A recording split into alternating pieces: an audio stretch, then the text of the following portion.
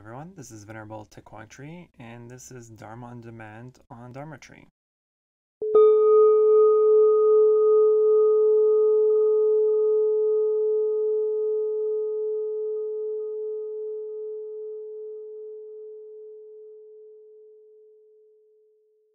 So on today's episode, we'll be talking about the Four Noble Truths, but more specifically, just the first Noble Truth. I think I'm going to dedicate an episode for each of the truths because it can be a pretty lengthy conversation and explanation, and anyone who knows me knows that I can pretty much talk on and on and on about probably anything. And so to simplify your listening experience, I'm going to just go one truth at a time. So the Four Noble Truths, though, is basically the central doctrine of Buddhism. For me, I always try to explain it, or I do explain it, as the Four Noble Truths being almost the Bible of Buddhism, because it is the fundamental teaching. It's the very first teaching that Buddha gave to his disciples. It is the source of pretty much everything else that the Buddha taught us. So the Four Noble Truths are very central to our Buddhist practice. And in order to really understand Buddhism, in order to really practice it and study it and learn it, we really have to have a pretty in-depth, master level understanding of the Four Noble Truths. And in order to do that, we really have to explore the different aspects of the Four Noble Truths. We have to explore what it means, not just in the teachings or in the commentaries, but what it means to us, because suffering back in the Buddha's time is completely different than the suffering that we have now. We have billions of different and new phenomena that causes us suffering, right? We have social media, we have the internet, we have weird jobs, we have traveling, we have just so many different things and new things that the Buddha did not have, and so we have more opportunity to suffer, unfortunately. But the Four Noble Truths in Sanskrit is Katvari Arya Satyani, and so it's really the doctrine that explains the nature of suffering, dukkha. It explains its causes, its cessation, and the path to the cessation of that suffering. And so as we explore, or as we go through this journey together in this episode and future episodes, hopefully we have or get a much clearer understanding of what the Buddhist practice means, what the teachings really mean, and what they're really trying to help transform within us. And so I will try to do my best to help facilitate that. I can't guarantee that I will do a phenomenal job, but I will do my best to help you and allow you to help others as well. So the first noble truth is basically saying that life is suffering. Life is dukkha. Dukkha here is a somewhat not the best translation of dukkha, because in English we have dukkha mostly translates as suffering, but at least in Western culture, when people hear the word suffering, we think of torment and torture and pain and just, terrible things, right? That's what the word suffering insinuates in most people. But really, the better translation is dissatisfactory, because that takes away some of that gore imagery that we get from the word suffering. But we use and continue to use suffering because even though it's a word that does bring up gory imagery, but it does still relate to what the teaching of the First Noble Truth is trying to relay, right? Because there are literal sense of suffering, right? Like pain and gore and torture, but there's also the mental suffering that we have, the emotional suffering we have. We even have spiritual suffering as well. So suffering here doesn't just mean physical pain, but what the Buddha was trying to essentially tell us is that we suffer because we are unsatisfied with things that happen in life. that we are not satisfied with what we have or what we can or cannot have. We are unsatisfied with the conditions of our life. We're unsatisfied with the people that we're with, maybe the people that we're even married to. We're unsatisfied with our job, with our life, with our work. We're just so unsatisfied that it just causes us to suffer, it causes us to be unhappy.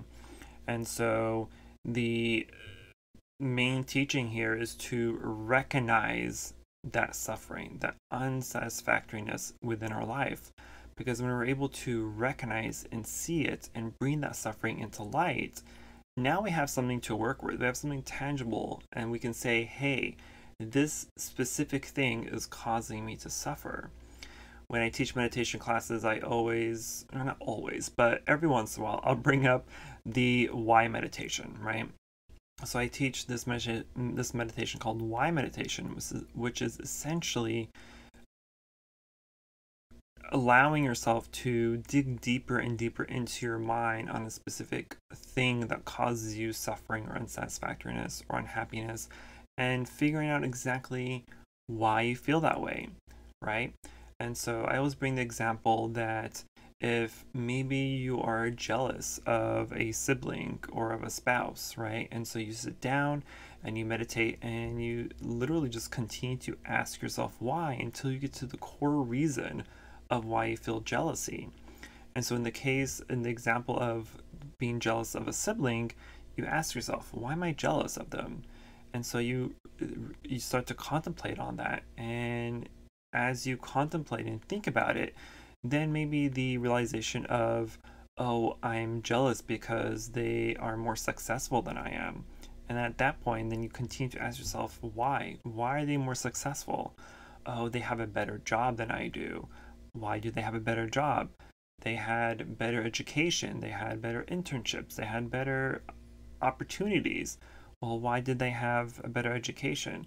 Because they studied harder. They actually put an effort into their studies and into their schooling, into degree, right? And so you continue to ask yourself why, until you get to the very core reason. And sometimes those reasonings that we have are very mundane. They're just superficial and almost kind of dumb, right? Because we're like, that's a really dumb reason as to why I feel jealous or why I feel anger. And so it kind of lightens the whole situation and makes you hopefully see things and see them in a different light, right? Maybe you are more compassionate toward them now. Maybe you're more understanding. But the point is to figure out why this jealousy arises in the first place, or why you feel jealousy in the first place, and to really work your way through it and figure out the reason. And usually, once we figure out the reason, sometimes again it's very mundane, it's very simple, maybe it's a little bit more complex, maybe there's more to it. We don't know until you dig deeper into the situation. And for the most part, once we get to that core reason, and we know exactly why, right? It doesn't have to be a case of jealousy. Maybe it's a case of anger or dissatisfaction, whatever it may be. But the point is once we do get to that core reason, now we have something to work with. Now we have something tangible that we can do something about, right? So if you're asking yourself why for a person that causes you anger or distress, and you get to that core reason, well, now you have something to work with. Now you have options. You can either distance yourself from that person, maybe you have to unfriend them, maybe you have to change your relationship, or whatever it may be. But at least in this case, you know what the reason is, and you have options as to what you need to do next, right? And so it's really up to you. But we have to figure out why we're angry at someone or something, or why we're jealous, or whatever it may be. It's not always so simple. It can be, but it's not always that simple. So we really have to put into work, really, to figure out these core reasons. But back to the first noble truth, because again, I tend to go off topic sometimes, so bear with me. But the Four Noble Truths, or the first noble truth, it's all about suffering. It's about the exploration of what suffering is. It's about finding out what and where suffering comes from. And we can, in the physical sense, again, suffering is physical pain, it's injury, it's sickness, old age, death, right? Mentally, it could be the suffering of disappointment, jealousy, depression, sadness, fear, anger, frustration, etc. So there are many different degrees of suffering, but life in its totality is imperfect and incomplete. And of course, we can always say, but life isn't always suffering. There are moments of happiness and being content, right? But that's exactly what those are. They're just moments. They're imperfect, impermanent moments that will eventually fade away. And so the Buddha taught us that unless we can gain insight into the truth of reality and what is able to give us happiness, right, ultimate happiness, and what is unable to give us happiness, then the experience of unsatisfactoriness will still continue on. And so this is why contemplating on the Four Noble Truths and why it's really the first thing that any person new to Buddhism or curious about Buddhism should really go in depth, right? Whenever I have new students, whether official or unofficial, I have this 3-year program that I attempt to give them. And so the first year, your only objective of to learn and to study is the Four Noble Truths and the Eightfold Path. And you spend 1 month on each of the truths and in each of the paths, right? And so that's 12 right there. And so you spend 1 month for each component, and you spend the whole year just studying that and really mastering and contemplating deeply what those truths and paths are. And then in the second year, we do 1 month for the 12 links of dependent origination. And the third year, we spend on some different aspects and higher levels of meditation. And so as we go through that curriculum, basically, and you start to really mastering these fundamental teachings, then it's much easier to start to practice and learn and study higher levels of teaching and practices in Buddhism. But back to the first noble truth again.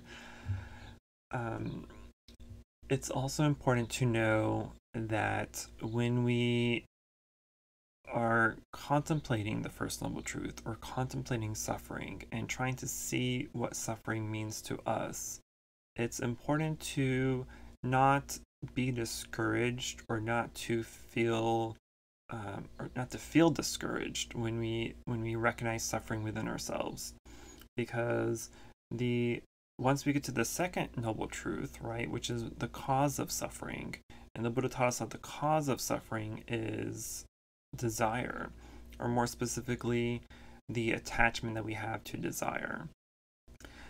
But once we get to the second noble truth, and I'll probably just kind of go over it now-ish, because the first noble truth is not that simple or that basic, but it's really just being able to recognize and be aware of the suffering that is in our life, right? And once we're able to recognize and see what is causing us suffering, then we can go to the second noble truth. And the second noble truth tells us that you are suffering because you are attached to this thing that is impermanent. And so when we get to the second noble truth and we start to contemplate the second noble truth and see its true nature, right, of the cause of our suffering, which is desire, but it's more specifically the attachment that we have to our desires. And we're not saying that it's bad or wrong to have desires, because we have to have. There are good desires and there's bad desires, right? The good desires are, wanting to practice Buddhism, wanting to study, wanting to be enlightened, wanting to do well in life, in our career, in our job, so we can support ourselves, support our family. So having these good desires is perfectly okay. The bad desires are the things that cause us to suffer, right? So the bad desires, on the other hand, are things that we are so attached to that when something happens to it, we suffer, right? Because we have an attachment to those desires. So sometimes people are so obsessed with having the newest technology, right? They want the newest iPhone, they want the biggest house, they want the fanciest car, they want the highest paying job, right? All these desires, right? They're not necessarily, fundamentally, they're not necessarily bad, because it's okay to want to have a nice house and a functioning car and a livable wage with a job. But what causes us to suffer from those things is our deeply rooted attachment toward them, right? Because if you have a deeply rooted attachment to your phone, for instance, or to your car, that when something happens to it, if your phone were to break or the screen were to crack or your car, got totaled or got into an accident, and we suffer because we're so attached to them. Now we're like, oh my God, what am I gonna do? My phone's not functional. My car is undrivable, and you start to suffer because you're attached to those things. And when we are attached in that level, it just causes us so much distress, so much dissatisfaction, because now we're just crying and obsessing and tormenting ourselves over the loss of something that is impermanent. And that is the key word here, is impermanence. Because everything in the world is impermanent. We cannot point to anything that is around us or within us or anything that is permanent, that will last forever, right? Our phones, our cars, our houses may last for a very long time, but eventually they do have to break down. They do have to, our houses and cars will start to disintegrate or crumble and fall apart and stop working and stop functioning. So nothing is permanent. But because we have such a strong attachment to those things, that we are essentially forcing them to be permanent, right? And because we have this forcefulness of wanting things to be permanent, that when they do start to break down or break or show signs of impermanence, we start to freak out. We start to become distressed and sad and depressed over things that we were holding on to for so long, or trying to hold on for so long, and now they're just not there anymore, or they stop working, or they break, and so we suffer. And so when we start to meditate on the Four Noble Truths, or at least meditate on impermanence, and really see the functionality of what impermanence is and how it works in life, and we start to truly accept and be aware of it and know it and feel it and live it, then it's much easier to just let go of things when they do show signs of impermanence. That's why it's in Buddhism, especially for monastics, there's a meditation on death, or sometimes it's called cemetery meditation. And it's a very powerful meditation, and it's something that will force us to realize and recognize the impermanence in things, especially in life, right? Because life is one thing that we are always trying to hold on to. We're always trying to extend our life, right? We diet and we exercise and we take supplements and do all these things that help us live longer, right? Which is, there's nothing wrong with that.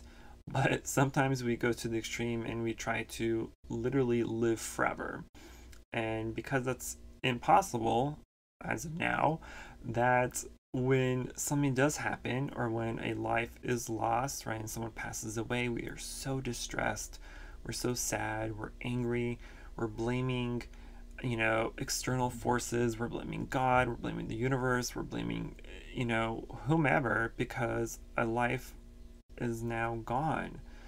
And we are suffering because we don't understand, we don't truly recognize impermanence in life.